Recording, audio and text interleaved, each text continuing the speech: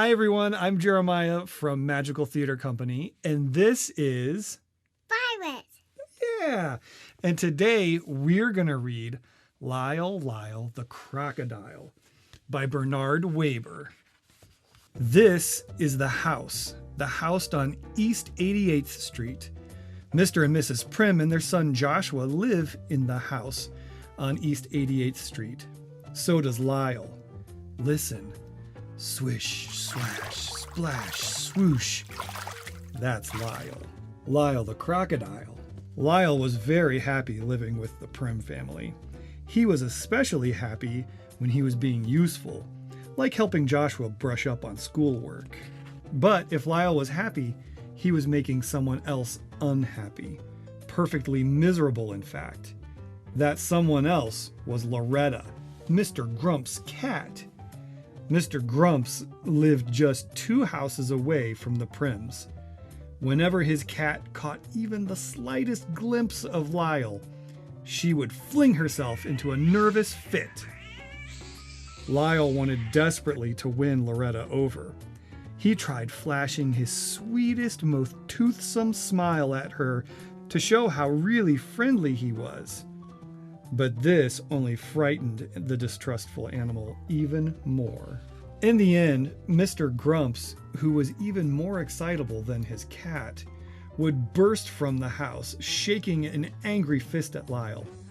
"Something will have to be done with that crocodile," he shouted as Lyle fled to the safety of his own home. To take his mind off of troubles with Loretta and Mr. Grumps, Lyle filled his days playing with Joshua and his friends. He loved being it. He could skip double dutch 100 times without missing. It came as no particular surprise that Lyle could high jump, but Loretta, who was just let out for an airing, was surprised. She was terribly surprised. Loretta was so surprised and so shaken, she fled to the nearest tree. No amount of coaxing would bring her down. Not until Mr. Grumps arrived to rescue and comfort her would she consider coming down. "Something will have to be done about that crocodile," stormed Mr. Grumps. Now Mr. Grumps was really furious. Now he knew he would be snappy, irritable, and impossible to live with when he returned from his job in a big department store the following day. For the next several days, Mrs. Prim thought it best to keep Lyle close at her side. Together they fussed about the kitchen, preparing good things for the family to eat. When the weather permitted, they took lunch to the park. Lyle was always one for sharing. They even took trips downtown. There was so much to see in the big city, and much to do. Mrs. Prim could spend hours just browsing around antique shops. Lyle could spend hours watching building construction. They both loved to ice skate. One day, Mrs. Prim and Lyle went shopping in a big department store. Unfortunately for everyone, it turned out to be the very same store in which Mr. Grumps held an important position. And unfortunately, they were to hear from Mr. Grumps all too soon. For it was his voice that suddenly broke in over the loudspeaker to announce a sale in the pajama department. Immediately, it was as if everyone in the store was in desperate need of pajamas. Separated from Mrs. Prim, Lyle was swept along with the crowd. As they neared the pajama department, Lyle thought he heard a familiar voice. "Lyle! Lyle!" the voice called out. Lyle recognized the voice all right, and the face as well. The voice and the face belonged to Hector P. Valenti, star of stage and screen. But what was Signor Valenti up to now? Well, for the moment it seemed, he was very busy selling pajamas. Lyle remembered unhappily his days of traveling and performing with Signor Valenti. But in spite of everything, the two were delighted to see each other once more. In another part of the store, Mrs. Prim searched frantically for Lyle. "Excuse me," she said to the lady at the information booth. "Have you seen a crocodile going past? He was wearing a red scarf." No, answered the lady. I have no information about a crocodile wearing a red scarf. Excuse me, said Mrs. Prim to the sporting goods salesman. Have you by chance come across a crocodile? His name is Lyle. Sorry, madam, answered the salesman. I have not come across any crocodiles named Lyle today. Mrs. Prim grew more and more upset. Excuse me, she said to a man wearing a white carnation. I have lost my crocodile, and I don't know what to do. Whatever the man answered, Mrs. Prim never heard it, for his voice was lost in a chorus of other voices shouting, More! More!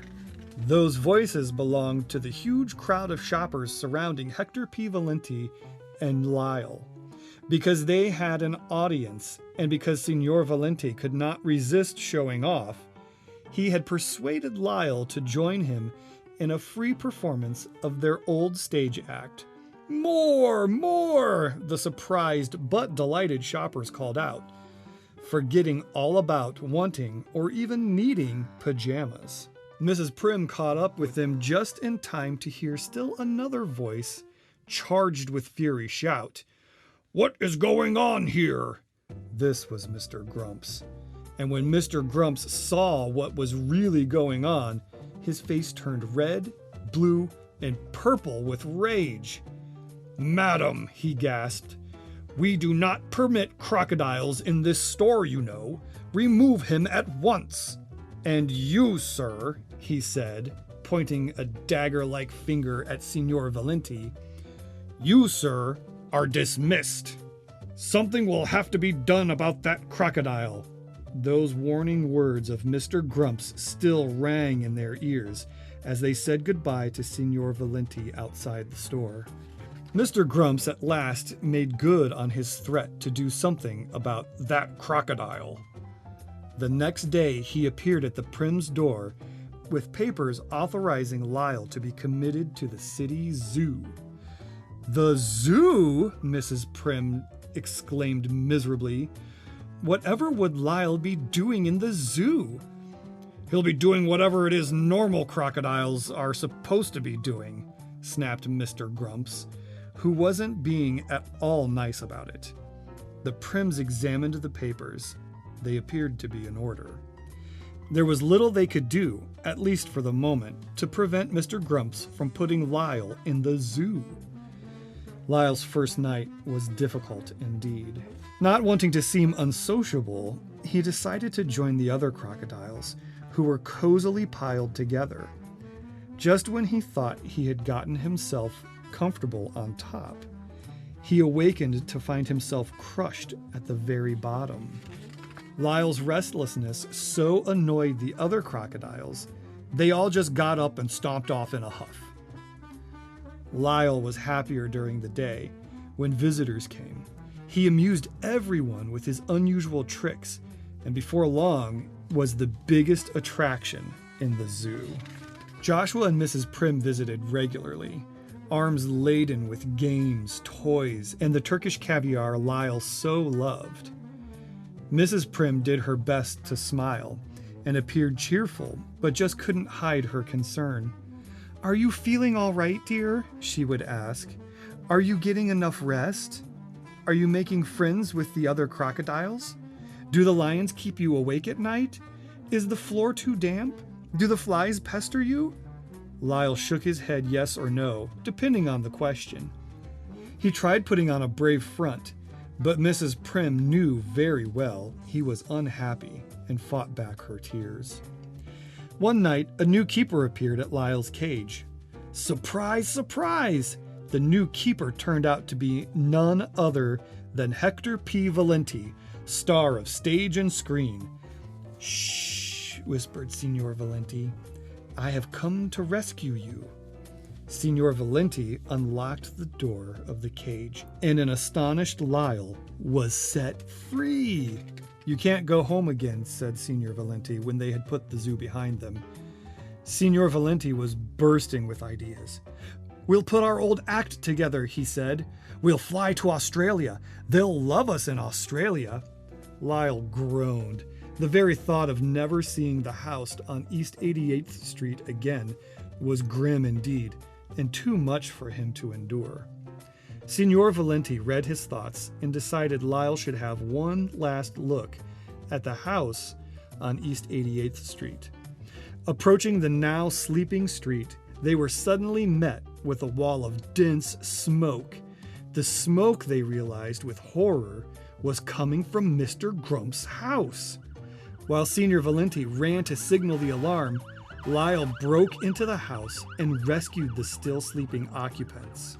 A gasping, frightened Mr. Grumps and his cat were led to the safety of the street. Now the Prims and the entire neighborhood were awake and witness to Lyle's heroism. Mr. Grumps couldn't thank him enough. "Ladies and gentlemen," said Mr. Grumps to the crowd of onlookers, "Lyle is the bravest, kindest, most wonderful crocodile in the whole wide world. I would consider it a privilege and a pleasure to have him as our neighbor once more." "Hooray!" shouted the Prims. "Hooray!" shouted the crowd. Lyle moved back to the house on East 88th Street that very night. Several days later, a farewell party was given by the Prims for Signor Valenti, who was leaving to seek fortune and adventure in Australia. "Remember," said Mr. Grumps, speaking to Signor Valenti, "should you change your mind about leaving, a job in my store will always be yours just for the asking. We need people with your kind of talent and ability."